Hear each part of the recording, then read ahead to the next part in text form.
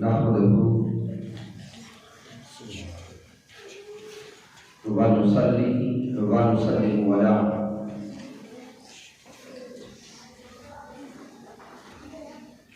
سيدنا ومولانا محمد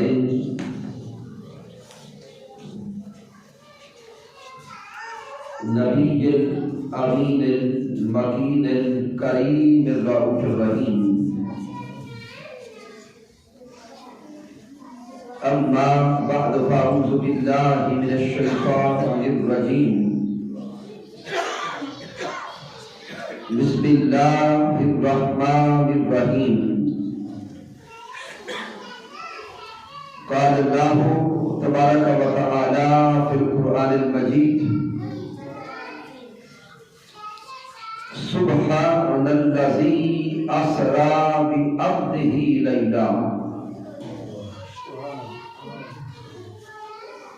ليلا من المسجد الحرام إلى المسجد الأقصى الذي باركنا حوله لنريه من آياتنا إنه هو السميع البصير. صدق الله مولانا العظيم. إن الله وملائكته يصلون على النبي يا أيها الذين آمنوا صلوا عليه وسلموا تسليما.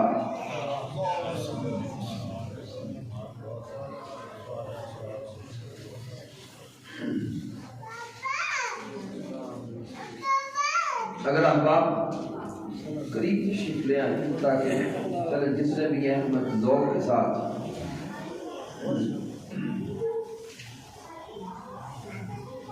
اللہ رب العزت کے توفیق سے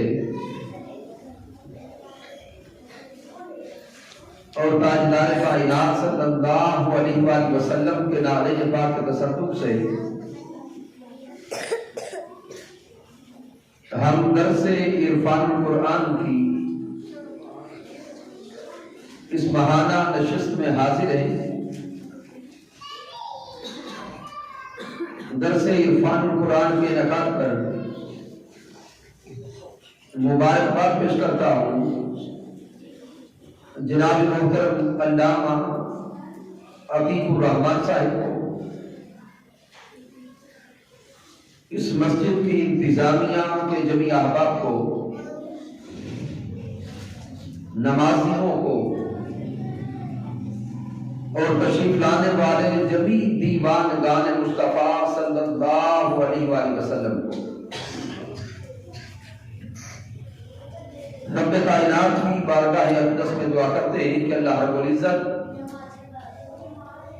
سب کی حاضری اپنی بارگاہ اقدس میں قبول فرمائے. سامعین محترم، ماہ رجب ہے اور ماہ رجب کو بالخصوص دو نسبتیں حاصل ہیں. ایک نسبت ولادت مولا کائنات کی ہے اور دوسری نسبت شب معراج مصطفیٰ صلی اللہ علیہ وآلہ وسلم کی ہے. آج کے درس عرفان القرآن میں ہمارا موضوع معجزائے معراج مصطفیٰ صلی اللہ علیہ وآلہ وسلم ہے.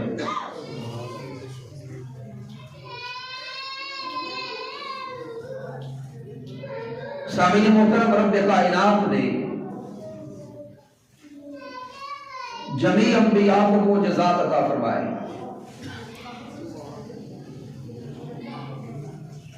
آقا تاجدار کائنات صلی اللہ علیہ وآلہ وسلم امام الانبیاء بن کے آئے. تو رب کائنات نے اپنے محبوب مکرم کو معجزات عطا کر کے نہیں بھیجا، بلکہ ذات مصطفیٰ کو سر تا پا معجزات بنا کے بھیجا۔ حضرت آدم علیہ السلام سے لے کر حضرت عیسیٰ علیہ السلام تک اللہ رب العزت نے ہر نبی کو معجزات عطا فرما کے بھیجا، لیکن جب ذات حبیب کی بات آئی، جب امام الانبیاء حبیب کبریا حضرت محمد مصطفیٰ تشریف لائے، تو میرے اللہ نے محبوب مکرم کی ذات اقدس کو ہی معجزہ بنا کے بھیجا۔ اور پھر آقا علیہ السلام کے معجزات میں اگر دیکھیں تو قرآن مجید فرقان حمید کے بعد سب سے بڑا معجزہ معراج النبی کا ہے، اور رب کائنات نے یہ ایسا معجزہ عطا فرمایا کہ جو قیامت تک کے لیے زندہ معجزہ ہے۔ یہ معجزہ معراج یہ قیامت تک کے لیے زندہ و تابندہ معجزہ ہے۔ وہ آگے میں عرض کروں گا کیسے۔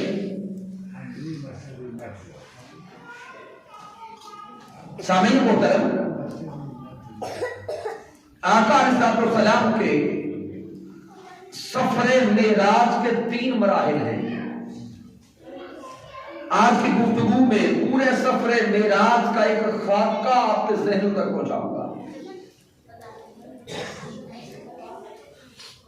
اگر ہم آقا علیہ السلام کے سفر معراج کو دیکھیں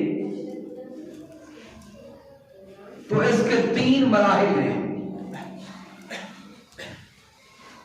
اور آقا علیہ السلام کی اگر ذات اقدس کو دیکھیں تو حضور کی ذات اقدس کے بھی 3 گوشے ہیں۔ آقا علیہ السلام کے معراج کا پہلا مرحلہ مسجد حرام سے مسجد اقصی تک کا سفر۔ بیٹے آپ اٹھ کے سامنے آ رہے ہیں۔ آقا علیہ السلام کے معراج کا جو پہلا مرحلہ ہے مسجد حرام سے مسجد اقصی تک کا سفر۔ معراج النبی کا دوسرا مرحلہ مسجد اقصی سے لے کر سدرۃ المنتہا تک کا سفر، اور معراج النبی کا تیسرا مرحلہ سدرۃ المنتہا سے لے کر ثم دنا فتدلی فکان قاب قوسین او ادنی تک کا سفر۔ یہ 3 مراحل ہیں سفر معراج النبی کے۔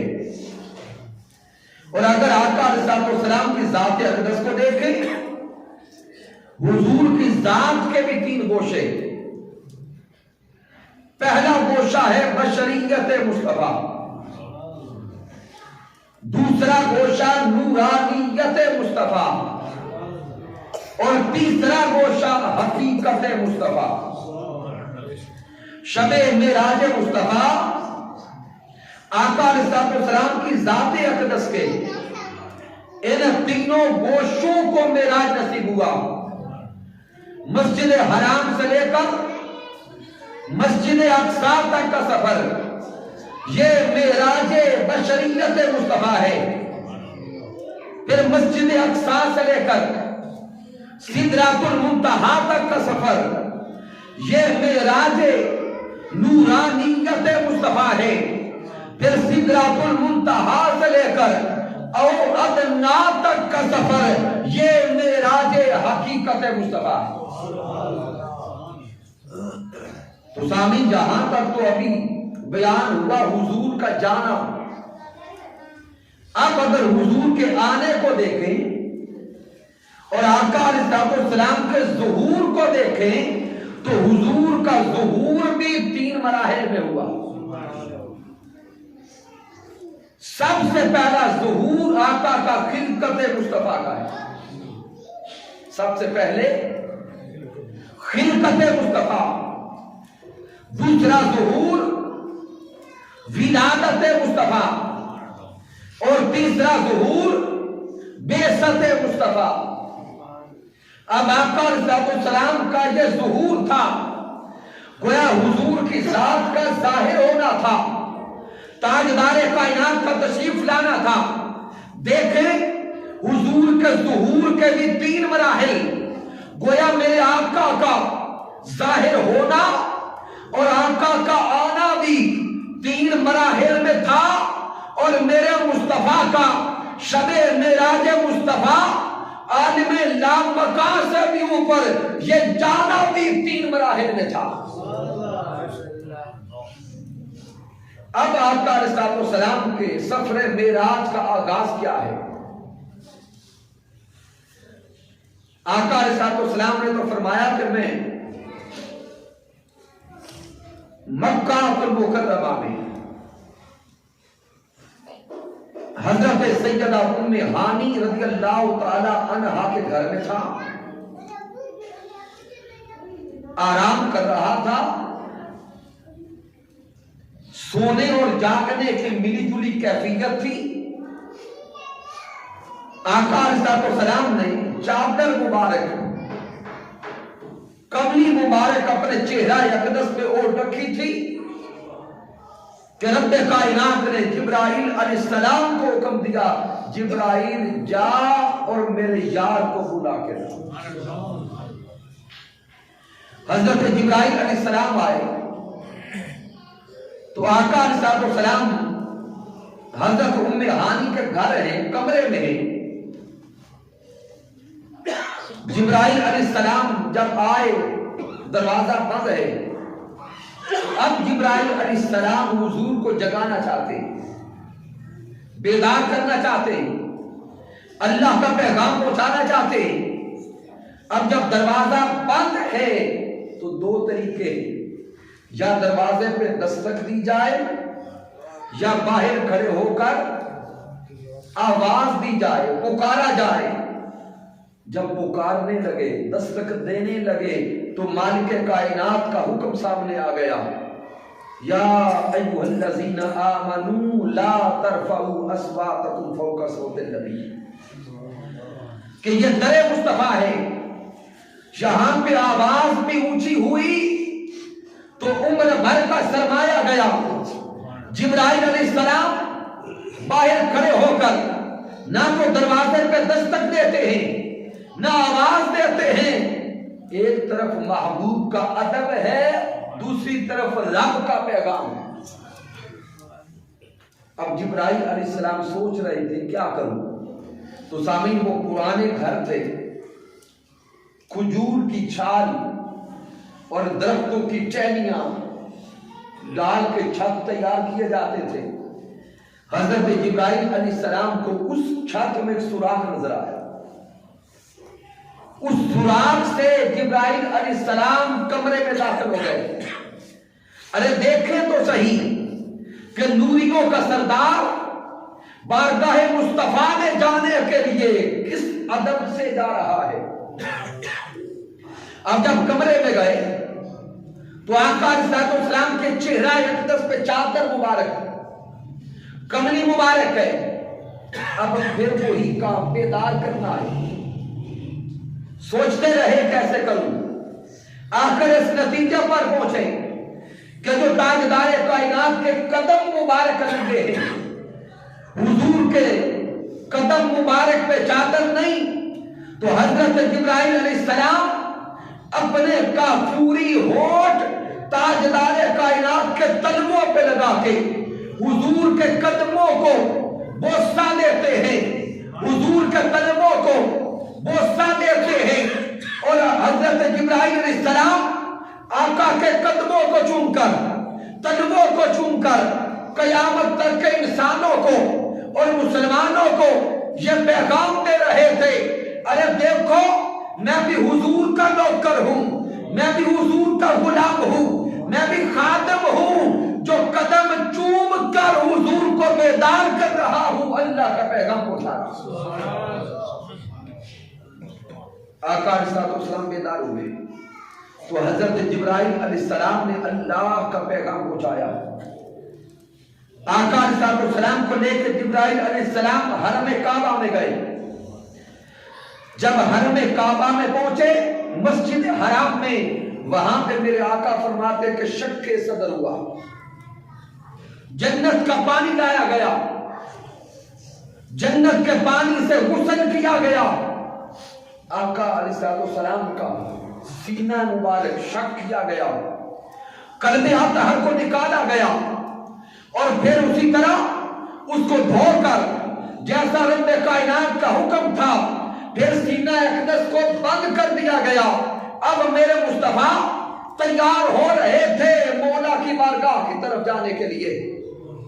تاجدار کائنات تیار ہو گئے، براق آ گیا، معراج کا دلہا براق پہ سوار ہونے لگا.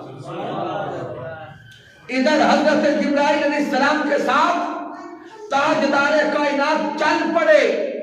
جبرائیل علیہ السلام سونے حبیب کو لے کر، محبوب کو لے کر سفر معراج پہ روانہ ہو گئے. لیکن ادھر اللہ کا قرآن اٹھا کے دیکھے، میرے آقا فرماتے ہیں جبرائیل پیغام لایا تھا، میں جبرائیل کے ساتھ سفر معراج پہ روانہ ہو گیا. ارے معراج ہوتا ہے لیکن قرآن میں جب معراج کا بیان آتا ہے رب کائنات جبرائیل علیہ السلام کا ذکر نہیں کرتا بلکہ خود فرماتا ہے سبحان الذی اسری بعبدہ لیلا. پاک ہے وہ ذات، پاک ہے وہ ذات جو لے گئی اپنے بندہ خاص کو. یہاں پہ ذہن میں سوال پیدا ہوگا کہ آقا علیہ السلام نے تو یہ فرمایا کہ جبرائیل علیہ السلام آئے تھے، لیکن رب کائنات کو قرآن میں فرماتا ہے کہ پاک ہے وہ رب جو خود اپنے محبوب کو لے گیا. یہ استعارہ تھا، یہ اشارہ تھا اور ایک قوت کا اظہار تھا. رب کائنات کو علم تھا جب میرا محبوب معراج کے بعد واپس جا کر مکہ والوں میں اظہار کرے گا، بیان کرے گا، ان کو بتائے گا تو مکہ والے مانیں گے نہیں. تو رب کائنات نے آغاز ان کلمات سے کر دیا، پاک ہے وہ جو لے گیا. مالک کائنات نے احتیاط محبوب پہ آنے نہیں دیا. رب نے اعلان کر دیا ارے اگر انکار کرنا ہے تو مجھ خدا کا کرو جو لے جانے والا بھی ہے، سب کچھ دکھانے والا ہے. اس لیے اللہ رب العزت نے اس پورے کے پورے سفر معراج کی نسبت اپنی طرف کر دی. سبحان الذی اسری بعبدہ لیلا. محبوب علیہ السلام چلے. جب جبرائیل علیہ السلام کے ساتھ جا رہے تھے اب آقا علیہ السلام فرماتے ہیں کہ جب مسجد اقصی کی طرف سفر جاری تھا تو راستے میں حضرت موسیٰ علیہ السلام کی قبر آئی. حضرت موسیٰ علیہ السلام کی قبر آئی اور میرے آقا فرماتے ہیں کہ میں نے موسیٰ علیہ السلام کو دیکھا وَهُوَ قَائِمٌ يُصَلِّي فِي قَبْرِهِ کہ موسیٰ علیہ السلام اپنی قبر میں کھڑے تھے اور صلاۃ پڑھ رہے تھے. کیا کر رہے تھے؟ صلاۃ پڑھ رہے تھے. تو یہاں پر اس روایت کا ترجمہ کرنے والے بعض لوگوں نے ترجمہ کیا کہ وہ اپنی قبر میں کھڑے ہو کے نماز پڑھ رہے تھے. چونکہ لفظ صلاۃ کے 52 معنی ہیں، انہی میں سے ایک معنی نماز بھی ہے، ایک معنی درود بھی ہے، ایک معنی دعا بھی ہے، ایک معنی رحمت بھی ہے، ایک معنی اس کا قرب بھی ہے. تو 52 معنی ہے لفظ صلاۃ ہے. جب آقا علیہ السلام نے فرمایا کہ موسیٰ علیہ السلام قبر میں کھڑے تھے اور صلاۃ پڑھ رہے تھے تو بعضوں نے ترجمہ کیا کہ وہ قبر میں کھڑے ہو کر نماز پڑھ رہے تھے. حضور شیخ الاسلام ڈاکٹر محمد طاہر القادری فرماتے ہیں کہ یہ ترجمہ قرینِ قیاس نہیں ہے، نماز پڑھنے کا ترجمہ سمجھ میں آنے والا نہیں ہے، چونکہ پہلی بات تو یہ کہ قبر کے اندر جا کر نہ نماز فرض رہتی ہے نہ واجب رہتی ہے، اور دوسری بات یہ کہ حضرت موسیٰ علیہ السلام وہ عظیم پیغمبر ہے جو رب کی بارگاہ میں دعائیں کرتے رہے، مولا نبوت لے لے حبیب کا امتی بنا دے۔ حضرت موسیٰ علیہ السلام رو رو کر مالک کائنات کی بارگاہ میں التجا کرتے رہے، مولا یہ مقام نبوت لے لے اپنے سونے محبوب کا امتی بنا دے۔ تو وہ نبی جو موسیٰ علیہ السلام ہیں، جو حضور کے دیوانے بھی ہیں، حضور کے عاشق بھی ہیں، یہ کیسے ممکن ہے کہ محبوب کے آنے کا وقت ہو اور محب نماز میں لگ جائے؟ یہ بات سمجھ میں نہیں آتی۔ تو حقیقت حال یہ ہے کہ جب حضرت موسیٰ علیہ السلام کو اللہ کی طرف سے دعوت نامہ پہنچا ہوگا تو موسیٰ میرے حبیب نے شب معراج آنا ہے مسجد اقصی میں، سب انبیاء نے استقبال کرنا ہے، آپ نے بھی مسجد اقصی آنا ہوگا۔ تو حضرت موسیٰ علیہ السلام نے عرض کیا ہوگا، مولا سونے محبوب کا سفر تو میری قبر بنے گی، سفر کا راستہ تو میرا گھر بنے گا، مولا اتنی اجازت دے دے کہ محبوب علیہ السلام جب میرے گھر کے قریب سے گزرے، جب میری قبر کے پاس سے گزرے، میں پہلے اپنے سونے محبوب کا استقبال اپنے گھر میں کروں، پھر آگے جا کے کروں۔ اللہ نے قبول کیا ہوگا۔ ارے موسیٰ علیہ السلام تو حضور کا استقبال کر رہے تھے، موسیٰ علیہ السلام تو آقا کا انتظار کر رہے تھے، ادھر جب مصطفیٰ کے گزرنے کا وقت آیا، وَهُوَ قَائِمٌ یُصَلِّی فی قبرہ، موسیٰ علیہ السلام نے حضور کا استقبال ایسے کیا کہ کھڑے ہو کر ہاتھ باندھ لیے اور درود پڑھ رہے تھے، الصلاۃ والسلام علیک یا رسول اللہ، الصلاۃ والسلام علیک یا حبیب اللہ۔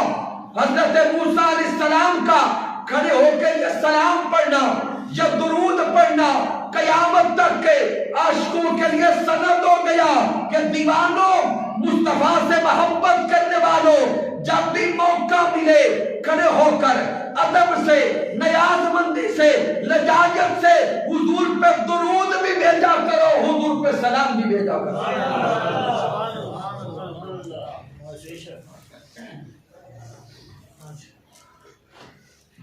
یہاں پہ نعرے کا رواج ہے، نعرہ تکبیر، نعرہ رسالت، نعرہ حیدری۔ میں نے کہا شاید ایسا نہ ہو کہ میں پاکستان سے باہر بیٹھا ہوں۔ تو سامعین محترم، حضرت موسیٰ علیہ السلام کا کھڑے ہو کر آقا علیہ السلام پہ درود پڑھنا، یہ موسیٰ علیہ السلام کا محبوب کا استقبال کرنا تھا۔ اور پھر میرے آقا علیہ السلام نے فرمایا کہ جب میں مسجد اقصی پہنچا تو سب انبیاء کرام مجھ سے پہلے مسجد اقصی میں تھے، موسیٰ علیہ السلام بھی وہیں کھڑے تھے اور میرا استقبال کر رہے تھے۔ تو جمیع انبیاء کرام نے اب مسجد اقصی میں آقا کا استقبال کیا۔ میرے آقا تشریف فرما ہوئے تو آقا علیہ السلام نے جمیع انبیاء کی امامت کروائی۔ اب آقا علیہ السلام امام ہیں اور حضرت آدم علیہ السلام سے لے کر عیسیٰ علیہ السلام تک سب انبیاء مقتدی ہیں۔ یہ معراج بشریت مصطفیٰ تھا۔ لیکن سامعین، جہاں پر حضرت شاہ ولی اللہ محدث دہلوی فرماتے ہیں کہ مسجد اقصی میں انبیاء کرام کی امامت کروانا یہ حضور کا معراج نہیں تھا، بلکہ یہ معراج سب انبیاء کا تھا۔ یہ معراج سب انبیاء کا تھا، کیونکہ سارے نبی حضور کی دید کے مشتاق تھے۔ شب معراج مصطفیٰ سب انبیاء کرام کو حضور کی ملاقات بھی نصیب ہو گئی، دیدار بھی نصیب ہو گیا، گویا یہ معراج انبیاء کا موقع تھا۔ اب یہاں پر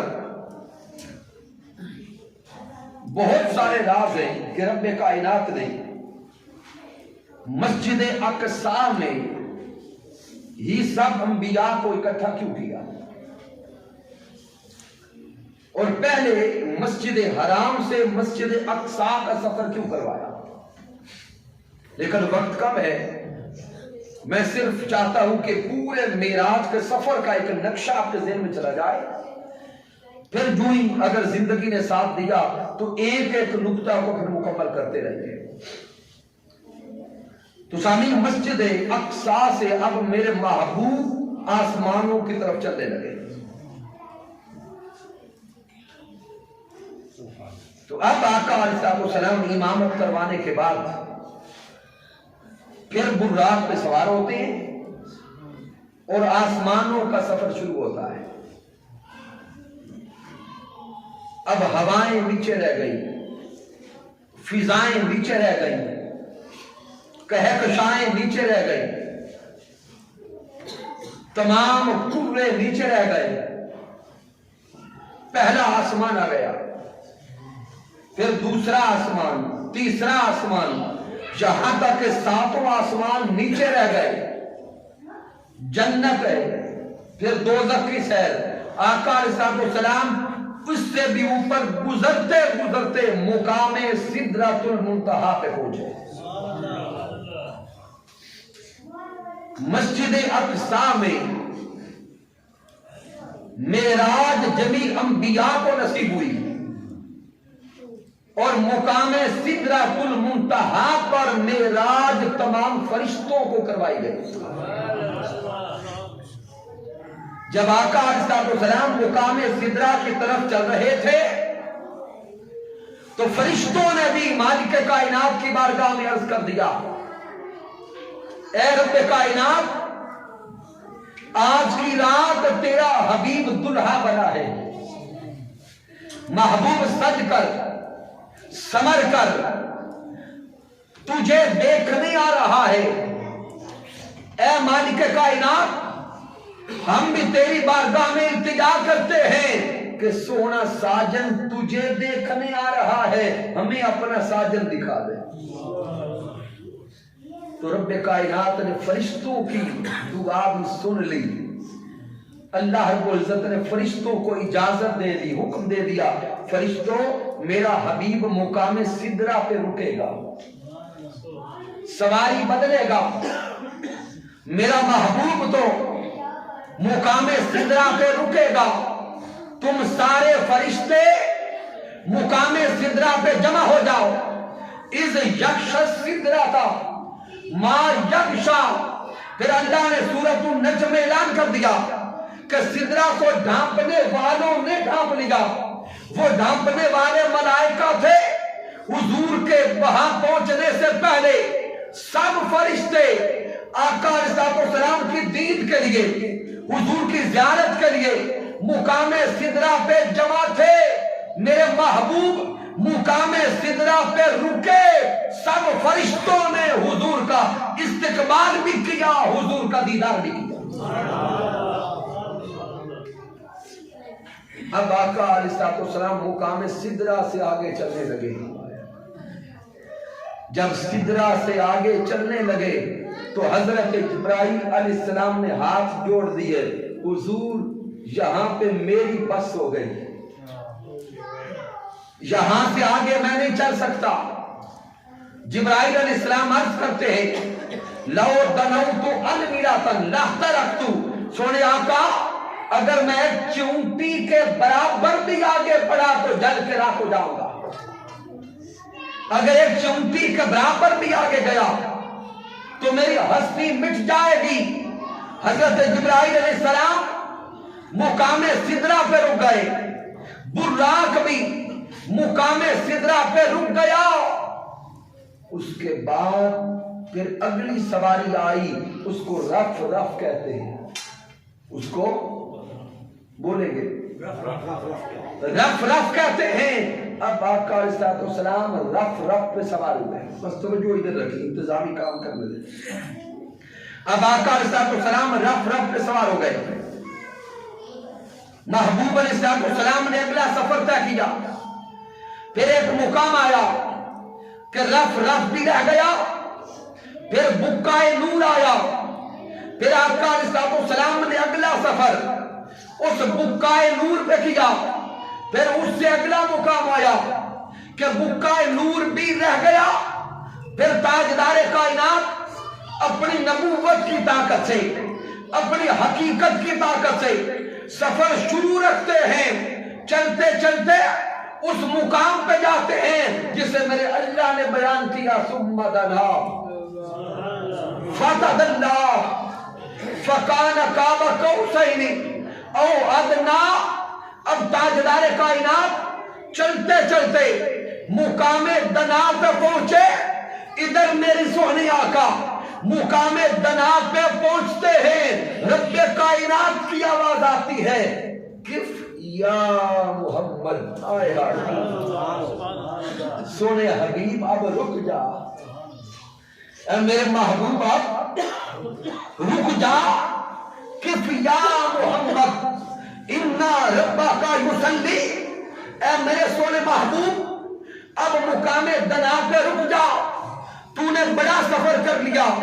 تو مسجد حرام سے چلا, مسجد اقصی پہنچا, مسجد اقصی سے چلا سدرۃ المنتہا پہ پہنچا, سدرۃ المنتہا سے چلا مقام دنا پہ پہنچا.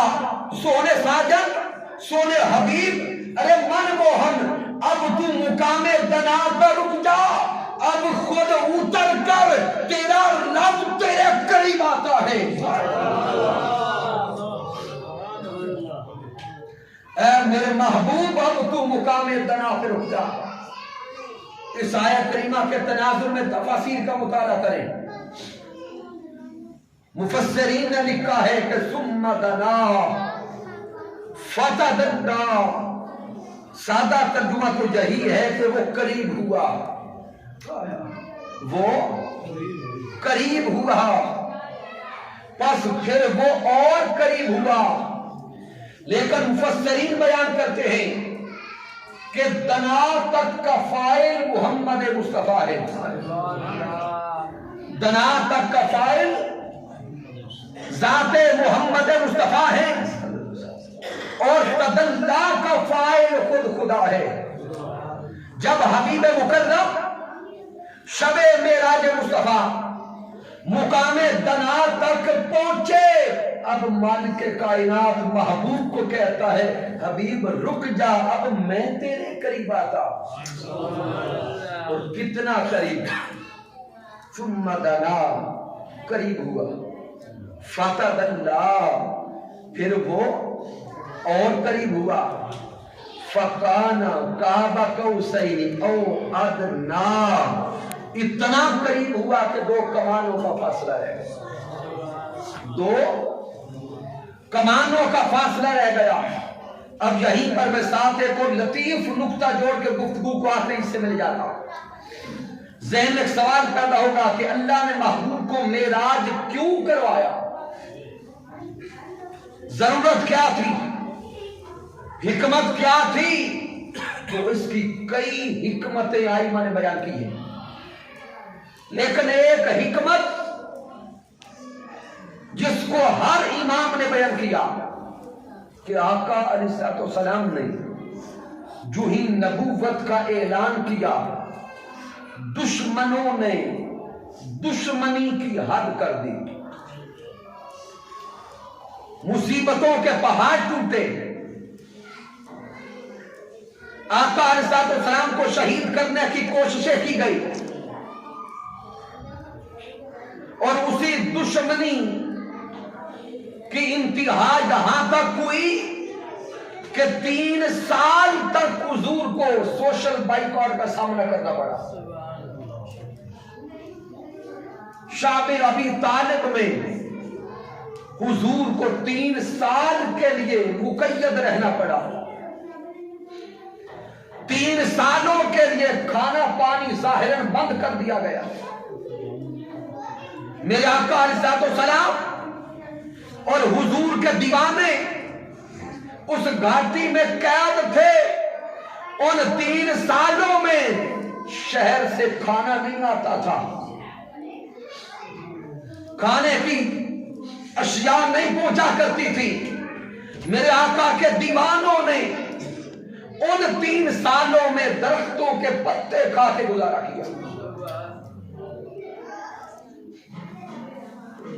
اور اسی مقاطعہ میں اور اسی قید میں میرے آقا علیہ السلام کے چچا حضرت ابو طالب کا بھی مثال ہو گیا اور آپ کی زوجہ محترمہ حضرت سیدہ خدیجہ کا بھی مثال ہو گیا.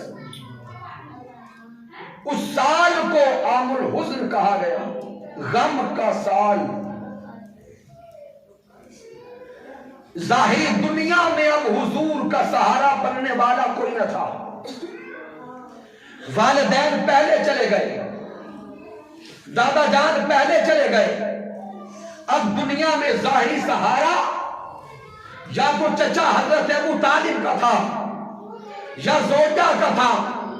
زوجہ کا بھی مثال ہو گیا، چچا کا بھی مثال ہو گیا. محبوب کے قلب اطہر پر بوجھ تھا، غم تھا.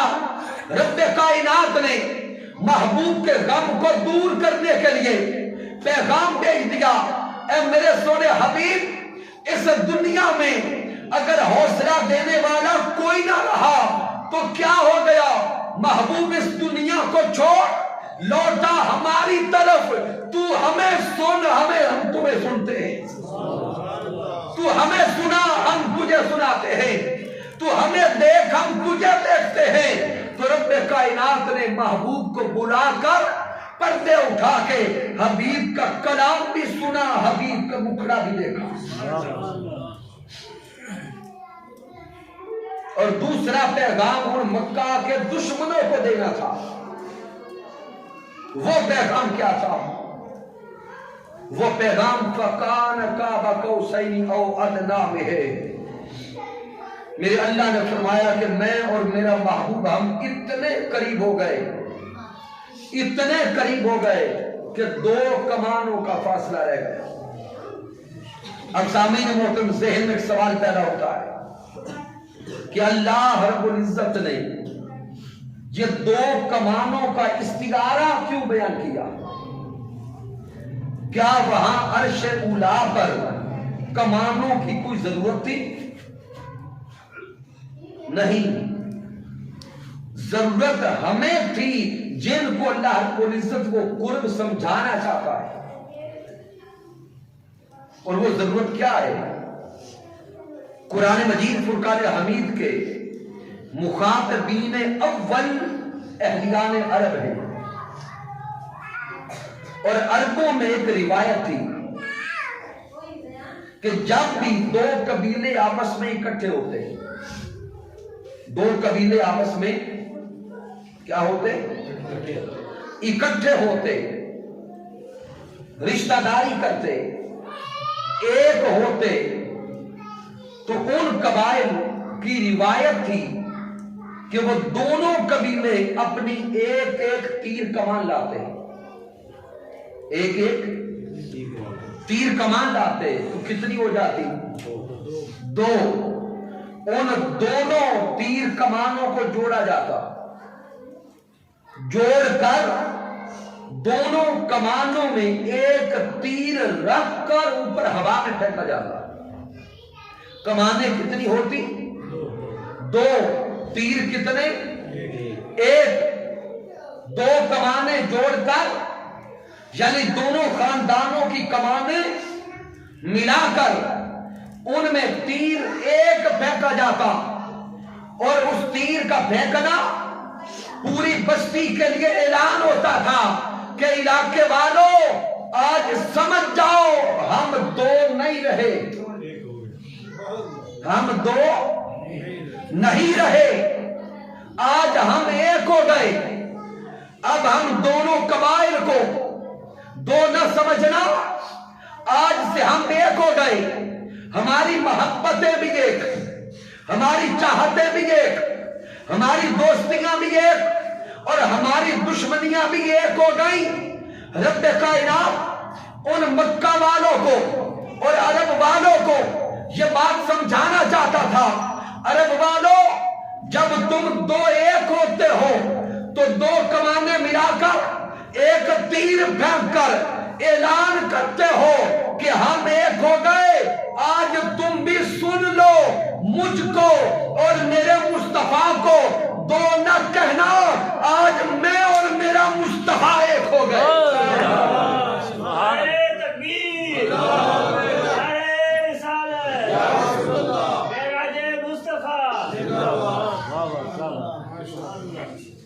اے مکہ کے بسنے والے کافروں، اے مشرکین، اے کفار، آج اس اعلان کو تم بھی سن لو، مجھ کو اور میرے مصطفیٰ کو دو نہ سمجھنا، آج ہم ایک ہو گئے، ہماری محبتیں بھی ایک، ہماری چاہتیں بھی ایک، ہماری دوستیاں بھی ایک، ہماری اطاعتیں بھی ایک، ہماری اتباع بھی ایک، ہماری پسند بھی ایک، ہماری عطا بھی ایک، ہمارا دینا بھی ایک، ہمارا لینا بھی ایک، ہماری دشمنی بھی ایک۔ اس لیے اب خدا کو اور مصطفیٰ کو دو نہ کہو، جو مصطفیٰ کا ہے بس وہی خدا کا ہے۔ سب کچھ ایک ہو گیا، ہاں ایک فرق قائم رہا، خدا خدا رہا، مصطفیٰ مصطفیٰ رہا۔ ذاتیں دو ہیں، خدا خدا ہے اور مصطفیٰ مصطفیٰ ہے صلی اللہ علیہ وسلم۔ ذاتیں دو ہیں لیکن محبت ایک، ذاتیں دو ہیں لیکن چاہت ایک، ذاتیں دو ہیں لیکن پسند ایک، ذاتیں دو ہیں لیکن عطا ایک، ذاتیں دو ہیں تقسیم ایک، ذاتیں دو ہیں اطاعت ایک، ذاتیں دو ہیں دشمنی ایک۔ اس لیے اب خدا اور مصطفیٰ کو الگ الگ کر کے نہ دیکھنا، ادب بھی خدا اور مصطفیٰ کا ایک ہے، محبت بھی خدا اور مصطفیٰ کی ایک ہے۔ ایک ہے، ایک ہے، ایک ہے، اس ایک دی ہر دم کو سکھ ہے، جیڑا ایک کو ڈو کر جانے کافر تے مشرک ہے۔ اور امام اعلیٰ حضرت نے فرمایا تھا کہ باخدا خدا کا یہی ہے در، باخدا خدا کا یہی ہے در، نہیں اور کوئی مفر مکر، جو وہاں سے ہو یہیں آ کے ہو، جو یہاں نہیں تو وہاں نہیں۔ تو اللہ رب العزت نے فَقَانَ قَابَ قَوْسَيْنِ او ادنا، یہ کوسوں کا ذکر کر کے اعلان کر دیا تھا کہ ہم ایک ہو گئے، ہم ایک ہو گئے۔ اس کے علاوہ فقط قَابَ قَوْسَيْن میں کئی معارف ہیں، لیکن میں سے اگلے اور آخری نقطے کی طرف بڑھنا چاہتا ہوں۔ جب محبوب علیہ السلام وہاں پہنچ گئے، ملاقات ہو گئی، اب رب کائنات نے محبوب علیہ السلام سے پوچھا کہ سونیا اتنی دور سے آیا ہے تو میرے لیے کیا لایا ہے؟ میرے لیے کیا لایا ہے؟ صدقے جائیں حضور کی شان پر، میرے آقا عرض کرتے مولا تیرے لیے وہ لایا ہوں جو تیرے پاس نہیں ہے۔ جو تیرے پاس نہیں ہے. ارے اب سوچے نا، رب ہے، خالق ہے، مالک ہے، اس کے پاس کیا نہیں ہوگا؟ ہاں، اس کے پاس عاجزی نہیں. اللہ رب العزت عاجز نہیں ہے. تو میرے حضور عرض کرتے مولا میں عاجزی کا پیکر بن کے آیا، میں سراپا نیاز بن کے آیا. التحیۃ للہ والصلوات والطیبات. مولا میں کیا لاؤں، میرا تو سب کچھ تیرا ہے، میں نہیں ہوں، میں کچھ بھی نہیں ہوں. ان الفاظ کے اگر تراجم پہ غور کریں نا، التحیۃ للہ والصلوات والطیبات، مولا میری ساری عبادتیں تیرے لیے، میری فعلی عبادت تیرے لیے، میری قولی عبادت تیرے لیے، میری عملی عبادت تیرے لیے، میرا اٹھنا بھی تیرے لیے، میرا بیٹھنا بھی تیرے لیے، میرا سونا بھی تیرے لیے، میرا جاگنا بھی تیرے لیے، میرا جینا بھی تیرے لیے، اور میرا مرنا بھی تیرے لیے.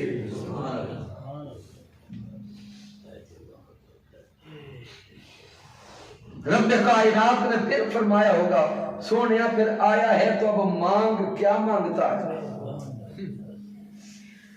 تو محبوب نے پھر عرض کی ہوگی مولا جب میرا سب کچھ تیرا ہے تو میں کیا مانگوں؟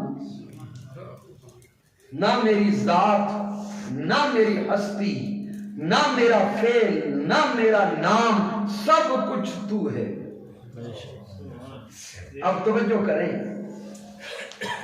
انہی کلمات کے اندر یہ سب کچھ چھپا ہے. حضرت موسیٰ علیہ السلام نے کوہ طور پہ عرض کیا تھا رب ارنی، مولا مجھے اپنا آپ دکھا، مولا مجھے اپنا آپ دکھا. تو اللہ کا کیا جواب آیا؟ لن ترانی، موسیٰ ابھی تجھ میں تو ہے، ابھی تجھ میں تو ہے، تو جس میں کچھ ہو اسے میں نظر نہیں آتا. لن ترانی، موسیٰ تو نے کہا مجھے دکھا، تو جس کو اپنے ہونے کا احساس ہو اسے میں نظر نہیں آتا. ادھر میرے سونے مصطفیٰ جب مقام او ادنا پہ پہنچے، رب کائنات نے فرمایا حبیب مانگ، تو میرے مصطفیٰ فرماتے ہیں مولا میرا تو نام بھی فنا ہو گیا، مولا میرا نام بھی تیری ذات میں فنا ہو گیا، میری صفات تیری صفات میں فنا ہو گئی، میرے خصائل تیرے خصائل میں فنا ہو گئے. مولا میری ذات تیری ذات میں فنا ہو گئی، میرا تو ہے ہی کچھ نہیں، نہ نام باقی ہے، نہ صفات باقی ہے، نہ خصائل باقی ہے، نہ ذات باقی ہے، میرا تو کچھ بھی نہیں. ادھر میرے مصطفیٰ اپنی نفی کرتے ہیں، ادھر سب کچھ مصطفیٰ کی آنکھوں کے سامنے آ جاتا. اور وہ رب کائنات محبوب پہ راضی ہوتا ہے، خوش ہو کے فرماتا ہے السلام علیکہ، ساجن تجھ پہ سلام، اے میرے حبیب تجھ پہ سلام، اے میرے محبوب تجھ پہ سلام. ارے صدقے جائیں حضور کے مقام پر، اور صدقے جائیں آقا کی لجپالی پر. ادھر رب کائنات نے راضی ہو کر حبیب پہ سلام بھیجا، میرے آقا نے ہاتھ باندھے ہو گئے، عرض کیا مولا یہاں یہ سلام فقط اپنے لیے لینے نہیں آیا، یہ سلامتی صرف اپنے لیے لینے نہیں آیا. اگر تو مجھ سے راضی ہوا اور مجھ پہ سلامتی بھیجتا ہے تو مولا پھر یہ سلامتی میری امت کو بھی عطا کر، میرے غلاموں کو بھی عطا کر، میرے خادموں کو بھی عطا کر، میرے امتیوں کو بھی عطا کر. رب کائنات کی رضا دیکھے ادھر سے پھر جواب آتا ہے السلام علینا وعلی عباد اللہ الصالحین. میرے مصطفیٰ نے فرما دیا مولا یہ سلامتی مجھے دینی ہے تو میری امت کو بھی عطا کر, میری امت کو بھی عطا کر. تو آقا علیہ السلام وہاں بھی ہمارے لیے روتے رہے. تاجدار کائنات مقام قرب پر جا کر بھی ہمارے لیے بخشش کی التجائیں کرتے رہے. اور سامعین محترم ایک نقطہ ذہن میں رکھے, تاجدار کائنات کا جانا اتنی بڑی بات نہیں, لوٹ کے آنا اس سے بڑی بات ہے.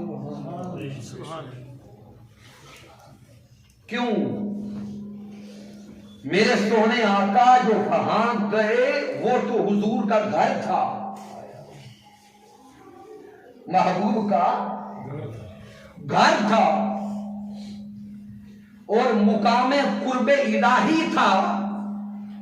سامعین دیکھیں نا اور سوچیں, بندہ اگر اپنے محبوب کو پا لے تو کیا وہاں سے کبھی پلٹتا ہے؟ جس کو وصال و وصل مل جائے, جس کو محبوب مل جائے تو کیا وہ کبھی اپنے محبوب کو چھوڑ کے پلٹتا ہے؟ بولے نہیں پلٹتا. رب کائنات محبوب مصطفیٰ ہے اور محمد مصطفیٰ محبوب خدا ہے. تاجدار کائنات اس مقام قرب پر پہنچ گئے. اب اصول فطرت تو یہی تھا کہ وہاں سے پلٹا نہ جاتا, لیکن اے آقا کی امتیوں اپنی قسمت پہ ناز کرو, حضور پلٹ آئے ہماری خاطر, آقا لوٹ آئے ہماری خاطر, ہماری بخشش کروانے کے لیے, ہمیں زندگی کے اصول دینے کے لیے.